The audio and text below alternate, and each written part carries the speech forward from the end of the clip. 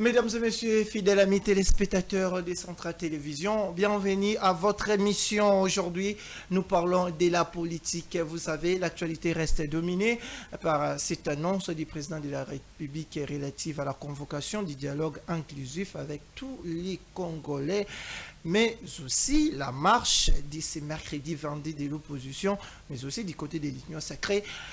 Qu'est-ce que ça va donner? Qu'est-ce qui va se passer sur terrain? Nous allons en savoir au cours de cette émission parce que j'avais prévu avec des dames spécialement sur ces plateaux. Pour l'instant, nous allons commencer avec une seule dame, Madame Jovi.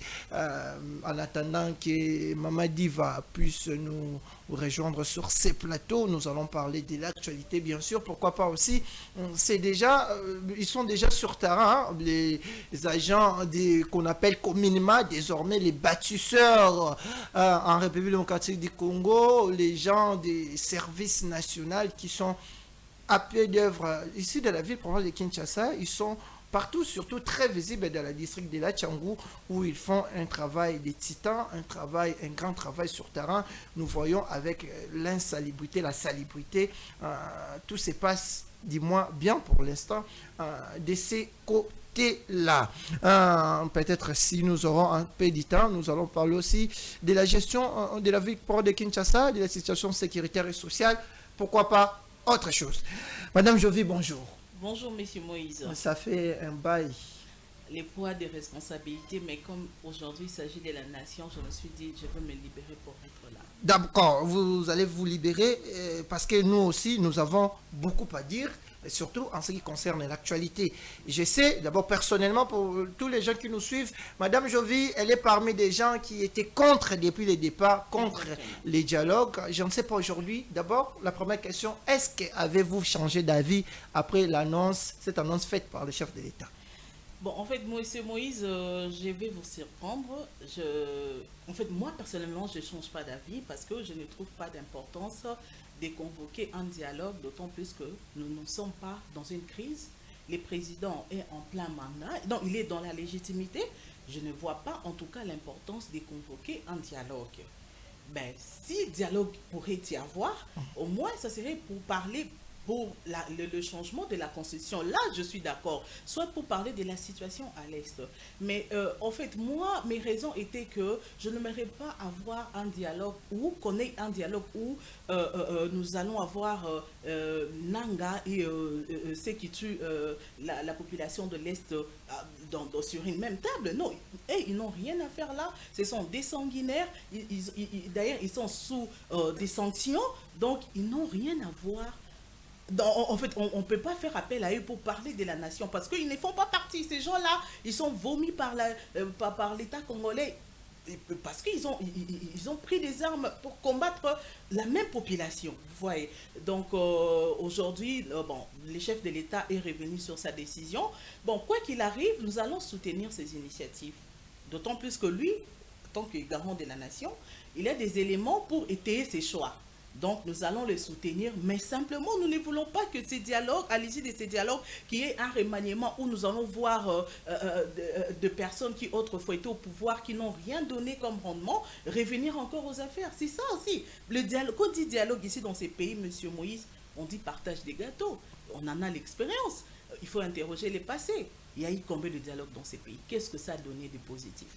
Ça va encore nous retarder dans la construction, dans la reconstruction de ces pays. Voilà pourquoi, voilà où se situent mes craintes. Je veux un dialogue, oui, mais ces dialogues-là, on doit tabler sur les questions qui concernent le Congo, pas pour le partage de gâteaux. Et surtout pas avec Nanga et le M23 et sa bande, bien sûr. Non, ça, je n'arrive pas à les cautionner, mais...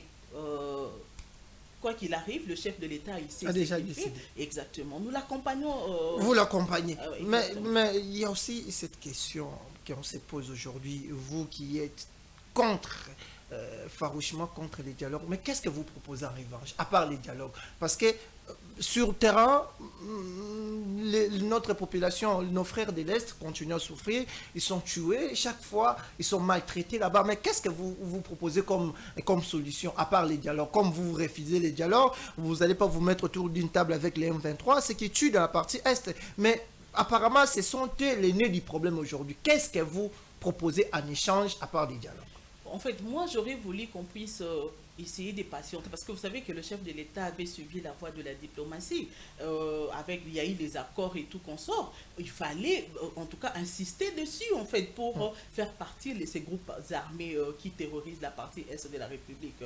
Mais ou soit réorganiser carrément notre armée. C'est ça, en fait. Parce que là, même si nous allons au dialogue, c'est en position de faiblesse. Et quand on est en position de faiblesse, messieurs, des résolutions qui en sortiront, je ne pense pas que non, ça sera bénéfique pour notre nation. Non. Non, en tout cas, réorganisons notre armée. Et ensuite, par rapport à la diplomatie du chef de l'État, en tout cas, nous étions d'ailleurs sur la bonne voie. Nous étions sur la bonne voie. Je ne sais pas si vous avez remarqué tout. Il y a eu de. Mais sur terrain, on a remarqué, il y a aussi des avancées significatives des rebelles, 23 du côté de la partie Est des pays. Mais vu les dernières heures, monsieur Moïse, bientôt là, ils vont arrêter ces cirques. Mais pourquoi? En tout cas, je ne sais pas, mais moi, j'étais pour soit la réorganisation de notre armée, enfin d'attaquer carrément, d'être en position d'attaque, soit carrément. Nous attendons les accords, en fait, voir comment, parce que les États-Unis ont promis de venir en rescousse à la RDC. Bon, j'aimerais savoir en fait, où est-ce que nous en sommes par rapport à ces accords, parce que depuis là aussi, on n'entend plus parler, ça, il faut aussi, voilà, mais... En tout cas, les dialogues, comme je faisais des dialogues, mais pas avec ceux qui tuent nos frères à l'Est. Mais Madame Jovi, voilà, on en parle parce que vous avez aussi commencé déjà à aborder cette question. Vous ne voulez pas les dialogues avec ceux qui sont de la partie Est du pays, qui ont pris les armes, mais vous allez faire les dialogues avec qui et puis pour avoir quelle résolution? Parce qu'aujourd'hui, il y a des camps. Il y a les gouvernements centraux, il y a ceux-là qui ont pris les armes, mais vous ne voulez pas les dialogues avec ceux qui ont pris les armes. Vous voulez un dialogue avec les Fayoulou déjà, c'est ça. Pour sortir avec quelle résolution? Et puis, quel sera le bénéfice des gens qui sont de la partie Est du pays? Une fois qu'il y a dialogue, il n'y a pas des gens qui ont pris les armes dans la partie Est du pays. Vous vous mettez autour d'une table, par exemple, avec des Fayoulou, c'est ça. Croyez-vous que la guerre va s'arrêter si vous continuez à faire ce que vous avez fait l'autre fois avec ce que vous avez appelé concertation? Aujourd'hui, vous connaissez les résultats. Vous savez, monsieur Moïse, avec Fayoulou, comme vous dites, et le reste de l'opposition républicaine, eux, ils peuvent nous donner des idées, des stratégies. Pour faire quoi? Mais pour combattre... Pour combattre, vous voulez combattre ceux qui ont les armes, à eux faire la coalition avec ceux qui n'ont pas des armes. Moi, je voulais demander simplement, quel est l'objet du dialogue? Quel est les sujets qui seront débattus lors du dialogue? D'abord, ça sera pour l'Église catholique et les opposants. Ça sera d'abord des maîtres autour d'une table. D'établir sur la question de l'Est. Oui, la question de l'Est. Comment voulez-vous s'empêcher sur les problèmes de l'Est sans tenir compte ou encore inviter ceux qui ont pris les armes? Monsieur Moïse, la crainte, c'est quoi? Aujourd'hui, si nous convoquons Nanga et le reste de venir pour un dialogue et tout, vous savez les dangers, c'est quoi? À chaque fois, s'ils viennent et que nous trouvons des réseaux, parce qu'ils vont venir avec leur cahier des charges. Exactement. Donc, étant donné que nous venons en position de faiblesse, je pense que nous allons céder à pas mal de choses d'ailleurs qui vont pas nous arranger. Mais moi, je me dis ceci. À supposer que non, vous trouvez un arrangement et que ceci passe. Il y a un arrangement et tout. Mais quand vous allez, parce que ça va aboutir à quoi? Au partage de postes, à un remaniement. Et que ceux-là qui seront fixés, parce qu'il faudrait revenir à la case de départ. Aujourd'hui, Nanga, qui est le chef de guerre là-bas à l'est du pays, aujourd'hui, qu'est-ce qui lui a poussé à la rébellion? C'était de frustration. Vous savez, un individu, à cause des caprices, il a décidé d'aller combattre la RDC. D'aller se liguer avec nos ennemis. Mais au gouvernement central, il y a aussi des anciens rebelles. Il y a des Jean-Pierre Bemba, il y a des Lambert d'aujourd'hui qui se dit, on appelle aujourd'hui affectueusement, mais c'est manipulé. Mais c'est Moïse, aujourd'hui, il faut arrêter cette hémorragie parce qu'il y aura des individus toujours qui vont, à chaque fois qu'il y aura de frustrés, ils vont aller en rébellion et rebellote. Nous allons encore revenir. Est-ce que vraiment un pays s'est construit avec des dialogues? Non, il faut trouver une solution définitive. Dialogue, pour l'instant, moi, je ne vois pas de crise. Aujourd'hui, le président est en plein mandat. S'il y a dialogue, c'est pour parler par exemple, comme je vous ai dit, du changement des constitutions et comment faire pour régler la question de l'Est. Mais il ne faudrait pas satisfaire les caprices d'un individu qui, je ne sais pas, qui a choisi de combattre ses frères et voilà, vous allez trouver des arrangements, les autres vont encore s'élever. Mais nous allons des dialogues, dans notre pays, il y a eu combien de dialogues, monsieur? Et ça aboutit à quoi? Et même pour le M23, vous parlez, à l'époque des Kabyles aussi, il y a eu un dialogue par rapport à ça. Mais est-ce que oui, il y a eu une période d'accalmie, ça je le dis. Mais après, la situation est revenue, nous sommes revenus à la case du départ. Et si nous ne faisons pas attention, nous allons... Ce n'est pas... Fatih va passer, moi je ne parle pas seulement, Fatih va passer. Et pour la génération future, nous allons toujours... La même chose va se répéter si de maintenant nous ne souhaitons pas mettre fin à ces caprices, mettre fin à cela. Nous allons mettre fin comment alors que sur terrain... Mais c'est ce que je vous ai dit, il faut réorganiser. Diplomatiquement, ça fait 8 ans nous ne sommes pas forts, il n'y a non. pas un rapport de force. Non, vous savez, les présidents sont allés dans la diplomatie, comme je vous ai dit, mais il faut aussi avoir un plan B. C'est quoi les plans B? Moi, je vous ai toujours dit, j'étais sur votre plateau, il faut réorganiser l'armée. Aujourd'hui, les choses se résolvent par la force, parce que l'Ukraine, entre l'Ukraine et la Russie aujourd'hui. Exactement, l'Israël et la Palestine aujourd'hui, l'Iran, les États-Unis aujourd'hui. Quand les voies diplomatiques ne sont plus entendues, qu'est-ce qu'il faudrait faire? Il faudrait utiliser la force. Fin des comptes, il faudrait... Mais le président de la République l'a reconnu aussi. Nous avons une armée infiltrée. Il avait été roulé par les généraux, par le service de renseignement. Au président de la République, effectivement, notre armée a été infiltrée. Moi-même, j'en ai parlé. Mais à un moment donné, il faut vraiment nous réorganiser. Il faut vraiment nous poser des bonnes questions. Et ensuite, nous allons affronter le M23 Kagame, mais au moyen de la force. Nous allons aller carrément en guerre. Voilà ce qui nous reste. Parce que ça, nous sommes en train de nous voiler la face. À un moment donné, ça va nous revenir en plein figure. Nous allons nous rendre compte que là où nous sommes, parce que la voie de la diplomatie, il fallait patienter, oui, mais à un moment donné, nous avons vu les choses, comment ça se balance, et nous ne savons plus si nous pouvons nous attendre à des résultats positifs et non de ces accords. Voilà pourquoi je vous ai dit, réorganisons-nous militairement, afin d'attaquer. Ça sera la solution ultime pour mettre fin à tous ces vacarmes et tout, voilà. D'accord, vous voulez qu'on se réorganise, surtout du côté de l'armée, mais il y a aussi un aspect des choses par rapport à l'annonce de ces dialogues. C'était une annonce faite par l'Église catholique, Monseigneur Ambongo, Chole et les autres. Mais il y a quelques temps, surtout vous, de l'Union sacrée, vous commencez déjà à tirer, vous avez plus tiré sur l'Église catholique, vous les avez traités des politiques, les gens corrompus par les rois de l'M23. Mais aujourd'hui, le président de la République vous a tourné les dos apparemment. Il est rentré chez les prêtres catholiques. Aujourd'hui, tout le monde a changé les discours du côté de l'Union sacrée. Vous aussi, personnellement, vous avez cette impression que le président de la République vous a tourné en bourrique, surtout vous qui passez. Même pas, les chefs de l'État ont père de la nation, parce que c'est comme un père. Il n'a pas voulu aller en affrontement avec... parce que, qu'on se le dise, les prêtres catholiques, ils sont des Congolais aussi comme nous. Il n'a pas voulu aller en force et tout. Voilà, il a voulu privilégier la voie du dialogue. Et effectivement, il a opté pour la sagesse. Moi, je ne pense pas qu'il y ait non. Il nous tourne en brique, étant donné que lui, si, en tant que chef de l'État, il dit il a des éléments qui peuvent... lui amener à apporter la paix dans ces pays, qu'il faudrait exploiter cette voie-là. Moi, je pense qu'il a tout à fait raison. Mais les prêtres catholiques, moi, j'ai toujours dit, ils ne sont pas au milieu du village. Ils n'ont jamais aimé le fait que le président... Comment au milieu du village? Mais le président de la République a reconnu que les évêques de l'Église catholique sont au milieu du village. En tout cas, c'est qu'ils nous font voir... leurs actions, en fait, les actions qui... Est-ce que vous avez déjà vu les prêtres catholiques condamner l'agression rwandaise dans la... Mais l'autre fois, ils ont dit que nous sommes en guerre contre les Rwandais. En tout cas, il faut voir comment, monsieur Amo... En tout cas, je n'ai jamais été pour... D'ailleurs, cette démarche, je ne sais pas pourquoi les présidents... Parce que les prêtres catholiques... Ingénieur Samsovia, oui. Oui, les prêtres catholiques, à un moment, ils vont encore revenir. Parce que les résolutions qui seront prises, croyez-moi, monsieur, à un moment donné, et je ne sais pas si c'est considéré... Vous avez trouvé la manière d'annoncer cette guerre, c'était quelle manière par Ambongue et les autres?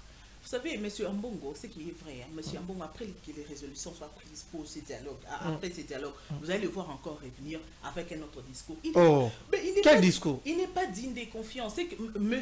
Ambongo, lui, ce qu'il cherchait, en fait, il n'a jamais aimé le fait que le président Fachi se retrouve au pouvoir. Le lendemain de son élection, vous avez vu exactement, il a été toujours pour Fayoulou. En tout cas, ça, je vous l'ai dit, parce que, au moins, je ne sais pas, ça ne se cache plus, hein. Ils ne se cachent plus, en fait. Ils ont toujours eu un double discours. Voilà pourquoi moi, je me méfie. Mais toutefois, comme je vous ai dit au début, comme le chef de l'État est partant, l'avenir nous dira... Vous aussi, vous vous alignez. Vous n'avez pas les choix. Et quoi? Exactement, nous n'avons pas le choix. C'est les chefs de l'État. Nous allons nous aligner et voir... qu'est-ce que... Mais personnellement, vous ne faites pas foi à cette initiative portée par l'Église catholique et l'Église protestante. Je suis pessimiste quant à ce. Mais voyons voir ce que ça va donner. Peut-être ils peuvent nous surprendre. Hein. Ben voilà, ils peuvent nous surprendre. Voyons voir à l'issue de ces assises. Comme ça, nous allons en juger. Vous n'êtes pas convaincu de l'Église catholique. C'est le même discours aussi du côté de l'opposition. Et aussi, ils disent qu'ils ne sont pas convaincus par cette convocation. Vu les promesses extérieures faites par le président de la République, ils disent que le président Félix-Antoine Tshisekedi n'est pas quelqu'un qui tient parole. Mais vous savez, moi, en tout cas, je suis étonné par rapport au discours de l'opposition. Parce que, vous savez, c'est que l'opposition républicaine, entre guillemets, moi je parle de Fayoulou et les autres, comme vous avez cité, et c'est juste le partage des gâteaux. Ils n'ont pas supporté tous ces temps dans la galère. Ce n'est pas donné à tout le monde. C'était l'UDPS qui a tenu bon. Mais eux ne savent plus maintenant comment... En fait, ils veulent être positionnés. Et qu'est-ce non, les Moïse Katumbi, ils veulent être positionnés. Mais exactement. Qu'est-ce qu'ils cherchent? Ils cherchent à être intégrés dans le partage des gâteaux, en fait. C'est ça, c'est ce qu'ils veulent. Hein? C'est ce qu'ils veulent, mais... bon, comme le chef de l'État, c'est un bon père, voyons voir quand on va convoquer toutes ces personnes. Nous allons voir qu'est-ce qu'il y aura à la fin, qu'est-ce qu'il y aura pour... qu'on puisse tirer des conclusions. Voilà. D'accord, pour plus tirer des conclusions, nous allons continuer. Ingénieur Samsovia, on rentre du côté de la régie parce qu'on va prendre cet élément du mouvement citoyen Make-up qu'ils ont lancé. Ils ont donné les go au lancement de leurs activités sur terrain. C'était les week-ends derniers. Vous allez suivre l'interview du coordonnateur de cette structure, le professeur docteur Pistus Mbalansinza, qui a donné son point de vue ou encore leur point de vue et par rapport aux différentes activités qui vont mener sur terrain. Suivant cet élément.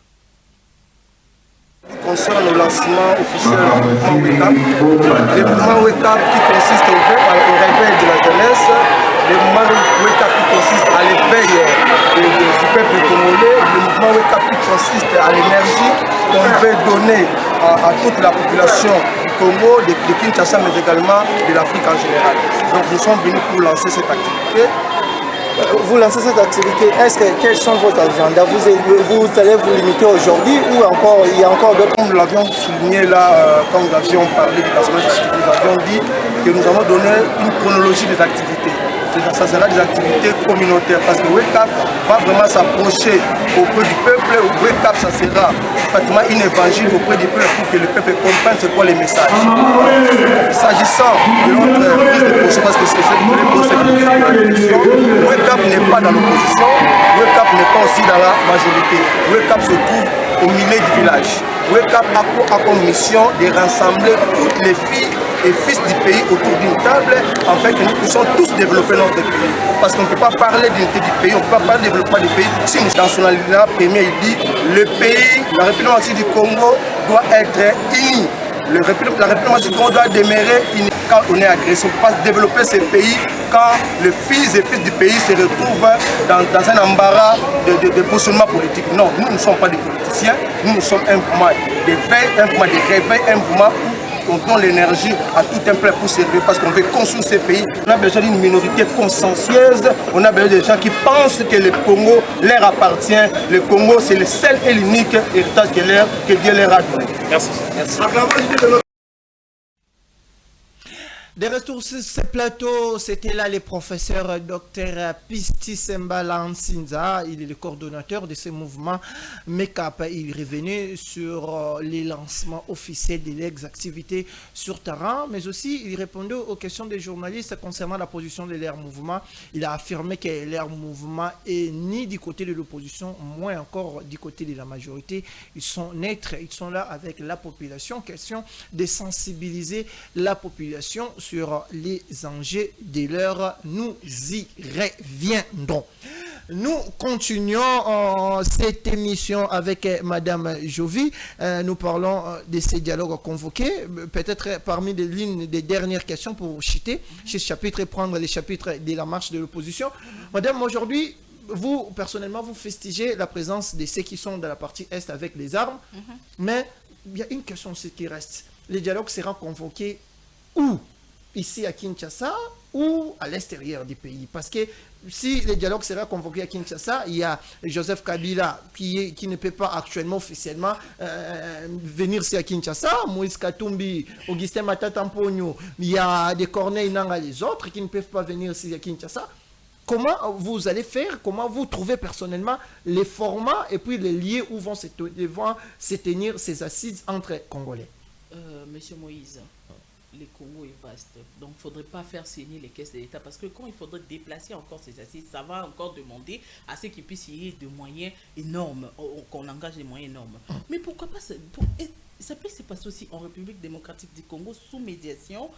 Je ne sais pas, on peut prendre une personne venue derrière un président. Mais déjà, il y a déjà la 5O, l'église, les CC, il y a l'église des rêves avec Ijiba, il y a Mampia et les Moukoune, les autres. Mais pourquoi vous avez plus confiance aux évêques et puis les Ijiba Mampia? Non, parce qu'il y aura conflit entre les évêques normalement et par rapport à la confession qui doit présider. C'est là, il y a... Mais c'est clair, normalement on doit mettre l'église catholique. Ben voilà, non, la RDC est un pays laïque. Pourquoi prendre seulement les églises catholiques alors qu'il y a d'autres confessions comme avec Ejiba? Donc vous mettez Ejiba il y a de la même table non, en termes de personnalité et puis de crédibilité. Vous pensez que Ejiba les autres ont le même niveau de crédibilité? Pour éviter qu'on en arrive là, vaut mieux, moi je pense qu'il faut qu'il y ait médiation, que quelqu'un d'autre puisse faire cette représentation. Mais pourquoi pas faire comme Joseph Kabila avait fait? Il a donné la responsabilité à l'église catholique et puis l'église protestante. Mais aujourd'hui, l'église catholique n'a pas la confiance de la population. Hein. Il faut qu'on se le dise. Hein. La moitié, je pense même la majorité des Congolais n'ont plus confiance à l'église catholique, vu toutes en fait, les attitudes qui sont en train d'afficher. Parce qu'ils sont contre les changements de la Constitution. L'église catholique doit comprendre que non, ce n'est pas un parti politique. Ils ne sont pas politiques. Ils sont apolitiques. Les évêques sont apolitiques. Mais la façon dont ils se conduisent, en fait, ils se prononcent sur des questions politiques avec déjà des décisions prises. En tout cas, ça ne sent pas bon. Il vaut mieux, parce qu'il y a plusieurs confessions, vaut mieux prendre que ça soit effectivement en RDC, mais il faut prendre quelqu'un d'autre pour venir présider. En tout cas, pas ni l'église catholique, ni je ne sais quoi. Donc voilà, c'est comme ça que peut-être on va arriver à mettre d'accord. Oui, exactement. Mais vous voulez que ça soit ici en RDC? Exactement. Voilà, ça c'est mon souhait. Ça c'est votre souhait. Mais par rapport à ça aussi, il y a l'annonce a été faite déjà, mais du côté de l'opposition, ils ont maintenu la marche pour ce mercredi 22, qui aura comme point de chute les palais de la nation. Et puis de l'autre côté, nous avons suivi aussi le professeur Mbata qui a annoncé la marche aussi de l'Union sacrée pendant ces temps. Le professeur Mbata étant un membre de l'IDPS, mais le secrétaire général de l'IDPS et puis le président AI de ces partis a dit haut et fort que cette marche ne concerne à rien l'IDPS comme parti politique. Est-ce que c'est une nouvelle cacophonie au sein de l'Union sacrée face vous à avez bien l'opposition? dit, c'est une cacophonie. En fait, moi, je ne sais pas pourquoi l'opposition tient à faire cette marche le 22, parce qu'il y a eu convocation. L'opposition cherchait quoi? Le dialogue, n'est-ce pas? L'opposition républicaine s'est prononcée au travers de son président Fayoulou pour dire qu'il souhaitait être convoqué par le chef de l'État, être consulté en fait. Et le président a répondu d'une façon affirmative par rapport à l'ère de monde. Et pourquoi aller dans la rue? Ce sont des distractions, monsieur Moïse. Moi, je trouve que ce sont des distractions inutiles. Bon, comme nous sommes dans la démocratie, en tout cas, ils sont libres à eux de faire ce qu'ils veulent. Mais moi, je me dis, en fait, ils vont entraîner, et surtout le point des chutes vers le palais de la nation. Mais ça, c'est quelle façon d'essayer de faire ça? Ça, c'est pour mettre les enfants des autres en danger. Pendant que les enfants de Fayoul et des autres sont à l'étranger, c'est pour mettre les enfants des autres en danger. Il n'y a pas lieu d'organiser encore cette marche. Il faudrait l'annuler. Je ne sais pas, en tout cas. C'est un désordre, mais comme nous sommes dans la démocratie, on laisse Mais faire. l'opposition dit qu'ils n'ont pas foi au président de la République, surtout. Et leur objectif, c'était que le président de la République se prononce, qu'il renonce à son projet de changement de la Constitution. Est-ce que, parlons-en aussi, est-ce que ce projet est encore d'actualité avec cette annonce faite par le président de la République? Cette question va être réglée pendant la convocation du dialogue, n'est-ce pas, de ces négociations. La question va être réglée. Quelle question? Du changement encore de la Constitution. Là, vous allez encore bloquer la machine. Hein? Pourquoi continuer encore avec cette initiative du changement de la Constitution? Mais c'est à l'ordre du jour. Vous ne savez pas que quand ils vont aller dans ces consultations-là, l'ordre du jour, parmi les sujets à évoquer le changement de la Constitution. Pourquoi vous, de l'Union sacrée, vous tenez mordicus au changement de la Constitution? Si vous n'avez pas d'autres idées de glissement ou d'accorder une troisième mandat au président de la République, pourquoi vous tenez à cette idée? Cette Constitution, je vous ai dit, quand j'étais dernièrement sur votre plateau, cette Constitution doit être remise au bout du jour. Ça ne cadre plus avec notre réalité. Et surtout que cela a été taillé sur mesure par le camp Kabila à l'époque au pouvoir pour protéger leurs intérêts. Ça, c'est évident. Et aujourd'hui, il faudrait avancer. Il ne faudrait pas reculer. Il faudrait avancer. Cette Constitution, on doit la modifier. Bon, moi, je parle aujourd'hui de la modification. Mais de votre camp politique, on parle des changements. En tout cas, ce qui est vrai, il y a des modifications. Cette constitution doit servir des modifications. En tout cas, la question ne se pose plus parce que elle a prouvé ses insuffisances. Combien de fois il y a eu cacophonie ici? Tel ne peut pas être jugé par la cour. En tout cas, il y a eu cacophonie. Pourquoi? Ce sont des manquements, mais qui sont soutenus par la Constitution. Voilà pourquoi il faudrait aujourd'hui l'adapter à notre réalité. Il est temps. Adapté à votre réalité, comme vous le dites, mais vous croyez que ça va être encore quelque chose qui va déclencher encore la colère du côté de l'opposition, parce que surtout c'est parmi les éléments où ils ont dit qu'ils doivent maintenir leur marche parce que vous tenez toujours avec cette idée qu'ils qualifient de diabolique pour changer la Constitution.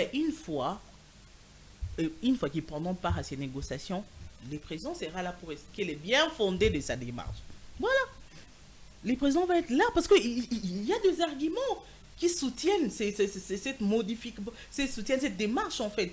Voilà pourquoi, quand ils seront en négociation, quand ils seront dans le dialogue, cette question sera évoquée et ceux qui ont des arguments peuvent l'étaler comme ça, on va trouver un compromis. Mais ce qui est vrai, je pense que lorsque l'opposition lorsque le président va parler avec l'opposition, il va très bien leur expliquer, ils comprendront. J'espère qu'ils vont, vous allez voir dans les jours à venir, changer de langage. Ils vont changer de langage. D'accord, Madame Jovi, cette fois-ci, nous allons en parler un peu de la société, ce qui se passe dans la vie province de Kinshasa, avec les agents du service national. Aujourd'hui, on les appelle les bâtisseurs.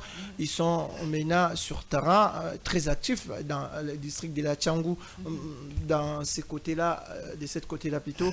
Moi, bien comme on dit à Lingala, il y a un peu de l'espace, les cas, mais on avait suivi l'autre fois, il y a eu quelque chose entre ces éléments et puis quelques jeunes. On a parlé que c'était les jeunes des forces du progrès et puis, mais officiellement, rien n'a été confirmé concernant l'identité de ceux-là qui avaient agressé les éléments du service national. Sur terrain, d'abord, Madame Jovi, comment avez-vous accueilli cette nouvelle par rapport aux nouveaux bâtisseurs, aux gens qui viennent à la vie pour Kinshasa, qui sont venus du service national pour assainir la vie pour de Kinshasa? En tout cas, grande a été ma joie de voir, parce que c'est un service qui existait déjà à l'époque Kabila, mais aujourd'hui, Fathi a redonné encore un coup de pouce pour que ces services puissent exister. En tout cas, moi, je suis vraiment très contente, je suis ravie. Vous savez pourquoi? Parce que,